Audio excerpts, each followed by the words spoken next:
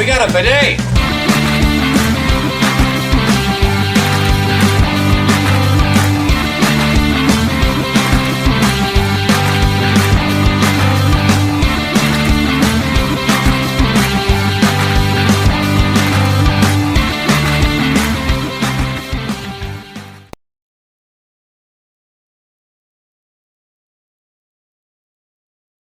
Hey everybody, and welcome back to another video. In today's video, we're doing a movie review. We've only done a handful of these on the channel before, but we'd like trying new things all the time. So we're gonna, try to keep up with this with some of the movies that we see in theaters. Now that we can actually go back and enjoy some of them.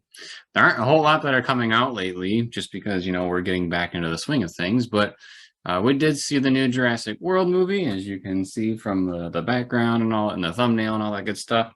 So we're gonna sit here. We're gonna talk about the stuff that happened in the movie, and then also our thoughts and opinions on it as well.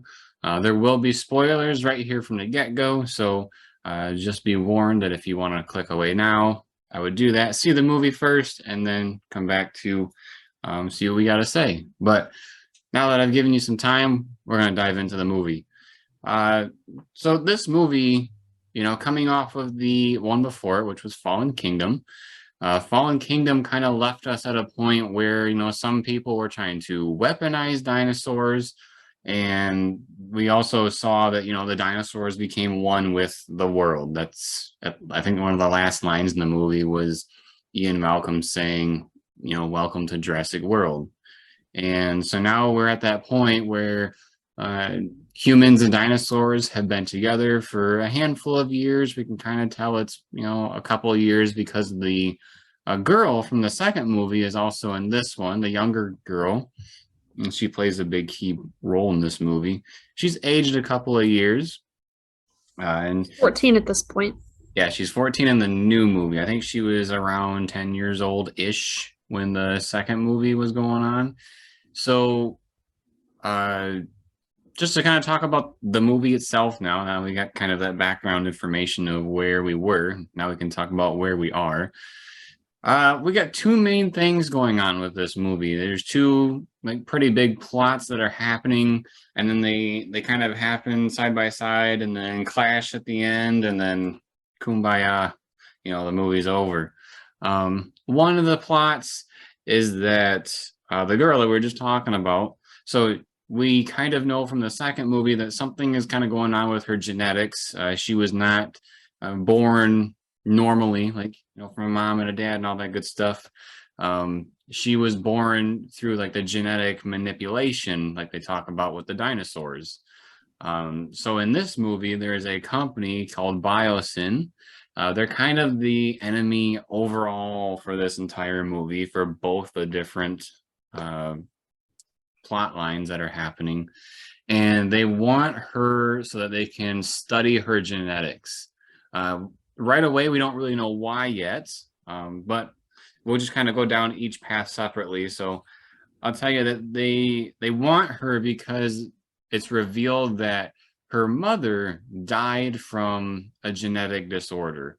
And what she did is she retooled the DNA for her daughter and replicated herself and had an asexual birth. She just had a baby on her own, and her daughter is basically this perfect DNA specimen. And so I'm trying to remember, I think it's Dr. Wu is his name. So he's still a thing. He is working with Biosyn, and he wants to be able to study her so that Biosyn can do better. But there's a subplot there as well, which kind of leans into the other one. So I guess I should talk about the other one before I get to what Dr. Wu is saying. The other side of things is that there's this locust issue happening with Biosyn. And what they're doing is they are trying to basically dominate the world's wealth. They want everybody to depend on them so that they're getting all the money, profits, all that good stuff. So the locusts that they are sending out are eating up all the different food products that are not engineered by biosyn. And these things are big. They're like this big. Yeah, they're like footballs running around. So they're just destroying the world's food supply so that everybody will be reliant on this one company. And so Dr. Sadler, which is all the original actors and actresses reprise their roles from the original films. Dr. Sadler is called to investigate these locusts, and she's kind of like, I need another partner in this. So she goes to see Alan Grant, and she brings him into things. And he's like, well, how are you supposed to get into biosyn to, get some dirt on him? And she's like, well, I just so happens that Ian Malcolm works there, and he is giving us a tip to get in. It's interesting how much things just kind of perfectly lined up for all these plot things to happen. But I digress. So they are heading off to biosyn, and Ian Malcolm just kind of gives them like a wristband that gets them into the lower levels so that they can investigate the locusts and get a DNA sample. And so we kind of have this thing, where the girl's getting kidnapped, and, Owen and Claire are trying to save her from biosyn and hunt her down. And then we have the other plot where we have our original trio trying to take down biosyn's issue with the locusts. And where Dr. Wu comes into play is that he wants to use the girl's DNA to figure out a way to engineer the locust DNA to kill them off, because he knows they're an issue. He made a mistake. That's what he's saying. So that's kind of where they all come together, because eventually all these people get to biosyn one way or another. I don't have to go And happen to magically find each other. Yeah, I don't have to go into too much detail as far as how they all got there. Just they all eventually get there. See the movie if you want to, see the drawn out way how they all got there. But they all kind of get to biosyn at one point together. One thing I didn't mention, I'm not 100% sure, but I recognize the name. The dude that's in charge of biosyn is Dodgson. I think I'm pronouncing that right. And the reason why that perks my interest is because when the original happened, Nedry was working with someone named Dodgson, where he was trying to steal the embryos. I wonder if this is supposed to be the same guy, or maybe just a relative or something. Like maybe this was the company that was trying to steal from InGen, but that's my guess as to where that's coming from. It's kind of an out there name not to use to make those connections. But he realizes he's caught, and so he's trying to burn all the evidence. He lights the locusts on fire, and then they don't die. They like take off and start burning up the island that they're on, where biosyn is like this big sanctuary for dinosaurs. I guess I didn't explain that very well. The facility is like a oasis or nesting ground for dinosaurs to just kind of live out their lives, while the human side of things, they have like this little colony within it where they, study the dinosaurs from afar. They don't actually like live with them. They're watching over them. So he's trying to burn down that island, and our, people from the original Jurassic Park and the people from Jurassic World, they come together and then they try to take out biosyn, and eventually that it just all burns down, and they get their DNA to prove that biosyn was evil all along. And then they get out, they have the court case, they prove that they did something, naughty, and then Dr. Wu does engineer the locust to take care of the issue. That's kind of where we're left. This movie is supposed to wrap up the whole Jurassic series. So we're going to kind of get into our opinions about, what's going on with this film. We'll probably mention some other things that I did not say in the overview. Obviously, I did not talk about this awesome shot that happened in the movie, but I will get to that in a minute because I have opinions about that scene in particular. But Sarah, just at first glance, I will say and iterate that Before we went to the movie, I rewatched the second movie. Sarah did not, so you kind of have the two opinions on, whether you remember the second movie. I will say that they did a decent job of, kind of catching people up to speed at the beginning of this movie of what happened before.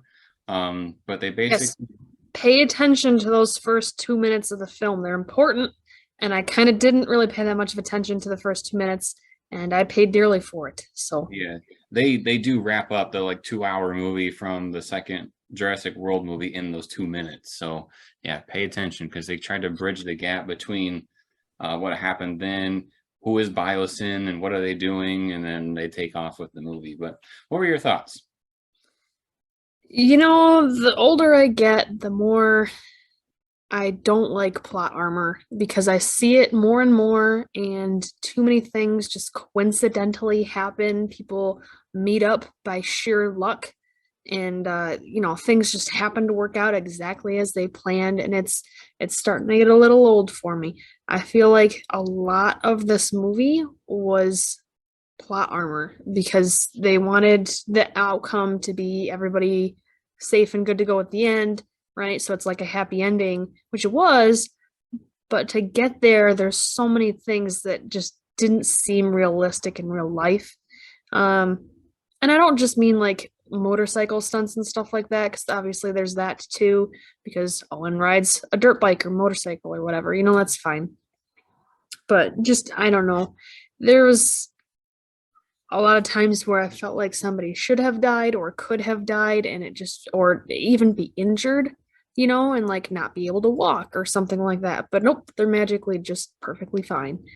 There's certain characters that they introduced that seemed almost kind of pointless because they played such an insignificant role. There was, I don't know her name, but there was a lady that was dressed in white who was part of trying to get the teenage girl over to Biosyn, right? Uh, she was the kind of in between person between the people who captured her and getting her on the plane that takes her to Biosyn. She was And like a mercenary bounty hunter type chick. Like sure, she was running. She was called by Biosyn to locate and bring the girl to Biosyn. right. So she, uh, for example, with her character kind of drove me crazy a little bit because she had these dinosaurs that she was also using. That if you point a laser at somebody, ooh, there's Axel. If you point a laser at somebody and the dinosaur sees that, they will basically go into a kill mode to kill whoever that red laser dot is on, right? And they won't stop until the person's dead. Which that is Well, part of that is from the second movie when they were weaponizing the dinosaurs. That's how they did it. Like it was kind of like the cat and laser thing um that was going on there. which is fine. Um, except half the time it looked like the dinosaurs didn't see it. They just magically knew that that's where the laser was pointed. Uh, I They guess hear it. side point. They hear that it's on the person. Yeah, so they pointed at the person and then they push a button that sends like a supersonic noise in that direction. So that's Okay, how it gets them to look. sure. Um, Claire at one point is fighting this lady because she wants to know where her daughter is, right? And she winds up using the dinosaur taser on the person that's meant for tasing dinosaurs, not for people. But which would you would make it think it hurt her way more than what she looked like it hurt her because it looked like she was just shocked a little bit. Um, but anyway, I guess just that was about once Claire figured out where her daughter went and basically that the daughter was going to Biosyn. That's all the role that lady played. That was it. I feel like I don't know. Maybe I guess hearing that she's a mercenary or bounty hunter, it might make a little more sense that she just didn't want to get involved anymore. But the one dude at Biosyn who's kind of in charge of things told her to take care of them. And she said she would if she got paid more money. And he didn't seem to think that was an issue because he can always get more money. So I feel like she would have put in a lot more effort of trying to stop these people instead of just all of a sudden she disappeared from the movie. We never heard or saw from her again after that. I don't know. Her character just didn't. It seemed weak to me. I didn't really like it.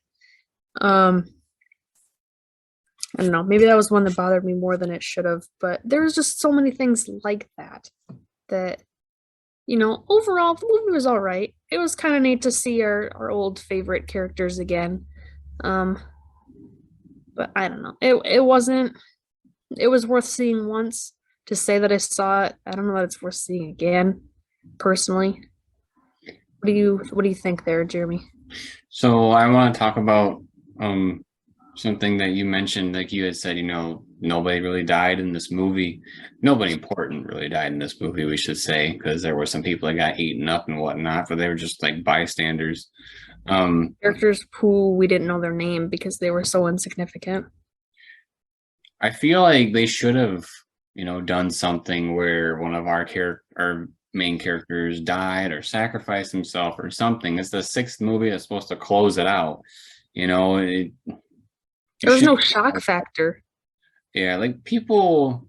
So Sarah mentioned, there was a lot of times where things just kind of came together at the right moment, like the exact right moment. And, after the first couple, you start to wonder, like, oh, they might get eaten. But then you kind of have that, oh, wait a minute. The last 4 or 5 times that almost happened, someone showed up at the last second. So it kind of becomes a repetitive motion. And then you kind of feel like, oh, it's all plot armor and no one's actually going to get hurt or die. Um, yeah, I kind of felt like the people could have a bit less plot armor in that sense. One of the things that I thought was interesting was there was a part where the group was at one of the command stations, and this big dinosaur was, chasing after them, and Ian Malcolm stayed behind, and this was a callback to the original film. He lit a torch on fire and he was waving it, to distract this dinosaur. I did not see it coming that he was going to throw it in the dude's throat.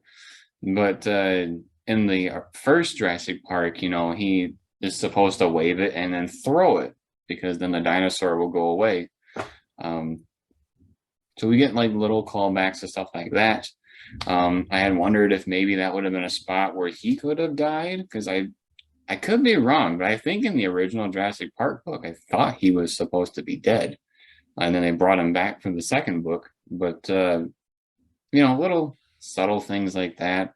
Maybe Owen, does something. Oh, Sarah had mentioned a drinking game potentially during this film, because everybody is doing this thing with their hand to, try to get the dinosaurs to calm down and back up.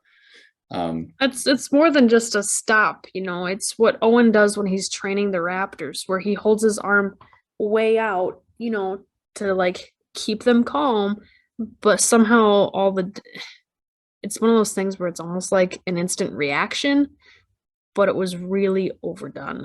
I feel like it could work only on Blue. I Yep. do not believe, because the dinosaurs that Owen could do them with were the ones in the park that were trained. What are the odds that all of these dinosaurs that they're seeing are ones from the park? Because they're the ones out in the wild and stuff. So I don't think they recognize the hand up and saying, calm down or whatever that's supposed to get across. So I think And that, yet somehow it works, yeah, at least some of the time. Some of the good things I would say about this film would be the characters definitely feel like they were before. I was even watching because for one, Ian Malcolm is my favorite Jurassic Park or Jurassic World character of all of them. And so I was kind of watching like Jeff Goldblum and how he was portraying Ian Malcolm again.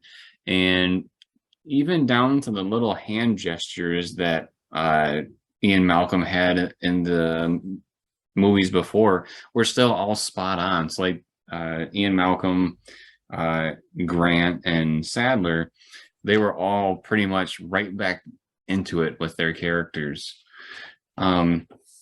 The scene that's behind me is something I want to talk about next.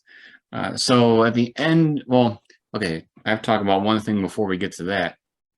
In the middle of when they're trying to, I believe, get out of Biosyn after they've gotten the DNA and whatnot, there is a scene where the T-Rex and goes to eat a deer or something, and then this big dinosaur comes up to him, which I think they said was the biggest carnivore ever to walk the earth, comes up and wants that food instead. So he just kind of like makes the dinosaur or the T-Rex go away.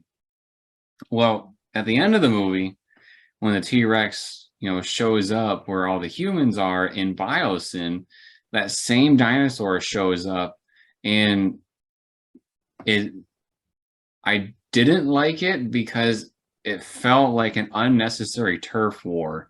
Like in the previous movies, there was a reason why the T-Rex, came into the final shot of the film. When we watched Jurassic World, the Indominus Rex was there trying to eat all the people, and they let the T-Rex out of the cage to fight it so they could get away.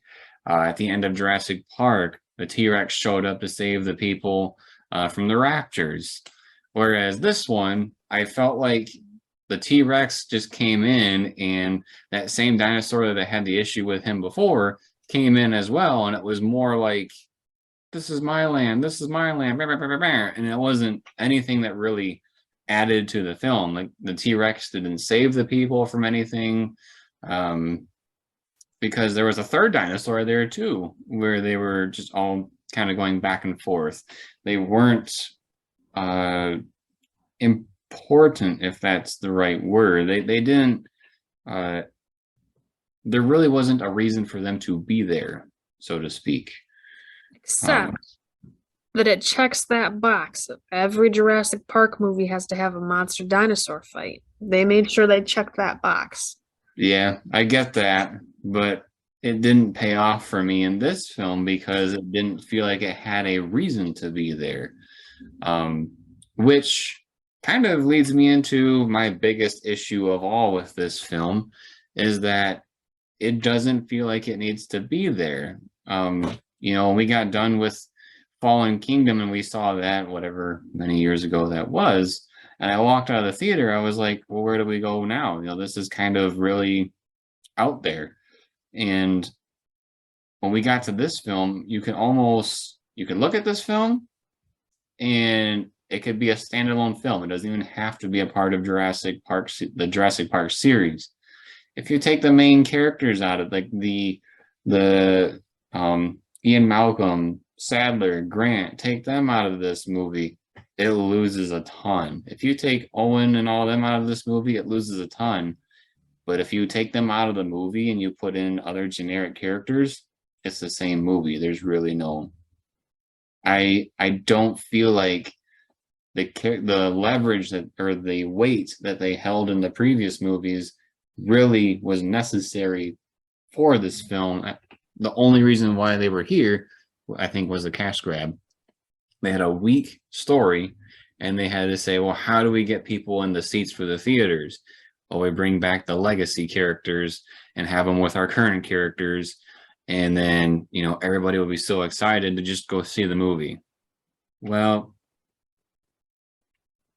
they got our money, I suppose. That's about all I can say about it. The movie, I feel like, does not belong in the Jurassic Park series. I was talking to Sarah and I said, one other series that we really love is Star Wars. And, Rise of Skywalker got so much gripe about, its own issues. But this movie made me appreciate The Rise of Skywalker a bit more, simply because at least The Rise of Skywalker had some sort of foundation and added to the lore, whereas this movie, nothing really came of it. I mean, I could potentially see if they were going to make a new like trilogy or something and then bring in Biosyn as like a new overarching enemy or something. But as the final film for Jurassic Park, Jurassic World, I don't think this was it. I don't I know. feel you. I don't know if you kind of got that same vibe because we saw it, last night at the drive-in. Um, we're recording this video like a day after we saw it, so we were able to sleep on it, and now we're talking about it. And just kind of looking back, it's like, does it fit? Was it necessary? And I don't think the answer is yes to either of those, which makes me feel bad because I love Ian Malcolm. I love Jurassic Park. But this one just didn't seem to have anything that added to the lore and was meaningful. It was a completely new villain, being Biosyn, the company, that was made up, I think, for the sake of having a villain where they could bring back, where they had to create an issue where they would need the old cast and the new cast, right? So that's why they came up with this, I guess, to kind of connect those two dots. But honestly, I feel like it would have been a more fan favorite idea, or at least in my opinion, it would be, if it was, say, somebody created a new dinosaur. Yes, I know that's been done before, but um, for whatever reason, it was they needed the help of the old cast to be able to say, like Grant, how he's a paleontologist, right? Or at least I think he is. Um, he has some background knowledge that he needs to use to be able to fight against this dinosaur so they can uh, do something with that. Something to make those characters more involved in their natural way instead of forcing them to have these kind of new roles. It just Something needed to be more natural about it. It didn't really seem like a natural flow of events for these characters to magically meet up. It seemed very forced to me, if that Yeah, makes sense. they kind of like touched on different characters that were a part of the series along the way. They pulled in some characters from Jurassic World that we hadn't seen since that movie. The dude that was working with Owen, he played a part in this. We got the kid from I thought he was a kid at that point. In the second movie, he's now part of the CIA, so he was helping them.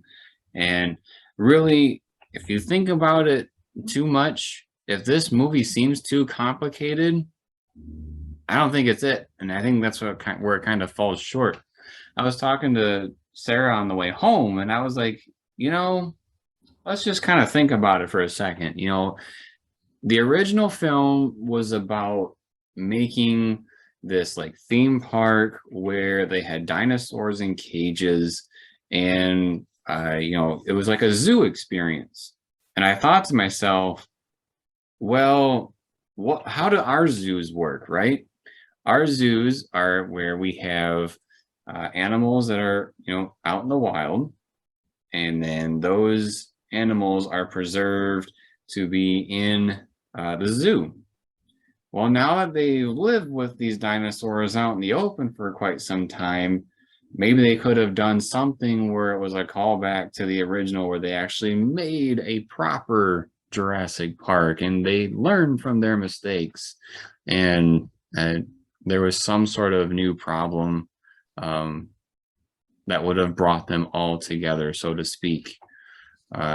I know that might sound kind of cheesy, and it's like, well, that was the original movie, but the original movie, they didn't really know what would happen, but now they've learned from Jurassic Park, they've learned from Jurassic World. You know, could they create something where it would have been a theme park, which is what this whole series is supposed to be about, and then check off all the boxes that they made mistakes on, and then there's that one last thing that they forgot about, and that would have been like the bring it all together. But that's kind of where I would have hoped somewhat to see this film. One But thing I think you forgot to touch on was your background picture. well, I mentioned the scene. I did not mention that this shot in particular was I mean, they did it on purpose. This shot is, you know, the logo, but with the actual T-Rex. So that was kind of a cool little tongue-in-cheek thing that they did for the movie. So they, I mean, they did little subtle things that were crowd pleasers, or I forget what they call that off the top of my head right now. Fan service. Yeah, That's They did a couple of things here and there of that. The one that I think they should have done was Ian Malcolm in his famous pose. I feel like that was a very, very missed opportunity. But but you know why it couldn't happen? Because nobody was actually in danger and nobody actually got hurt. yeah, I can't tell you how I much don't more think interesting it would have been if one of those times when Owen was holding his hand up for the dinosaur, if the one freaking chomped it, and then all of a sudden he's got to deal with a missing hand. Now that would have been exciting and surprising and shocking, wouldn't it? yeah. But no, apparently all of them are just not going to eat them. Yeah, I'm trying to think, and like, were any of the characters injured at all? I don't think so. I don't think a single one got a scratch on them. They probably got dirt.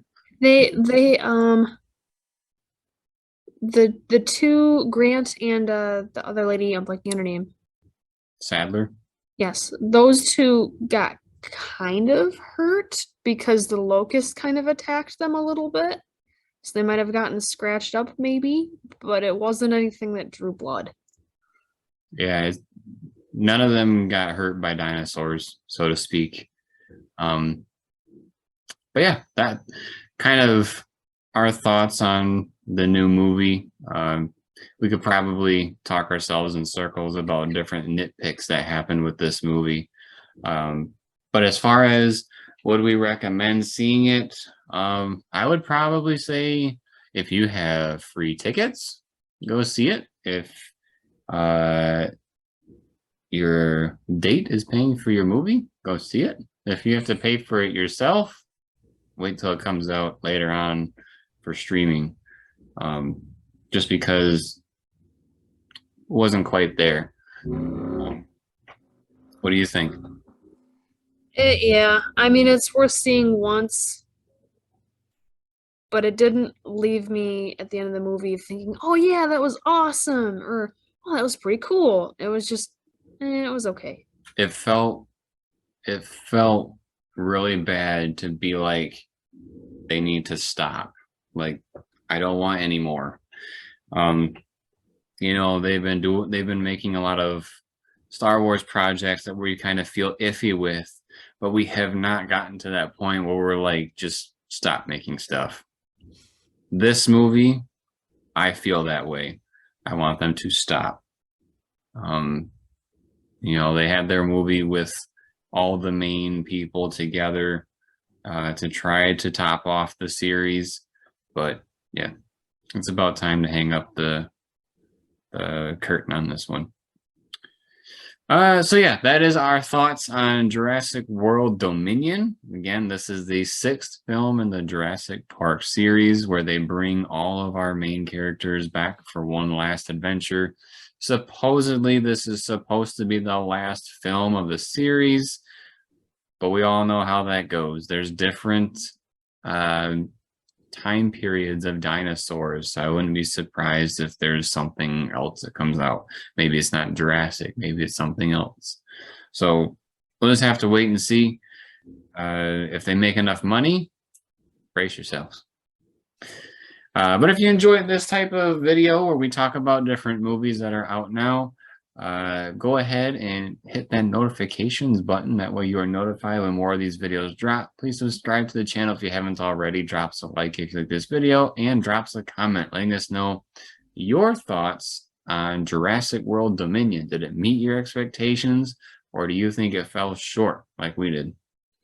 And then, as always, everybody, thank you for watching. We'll see you next time.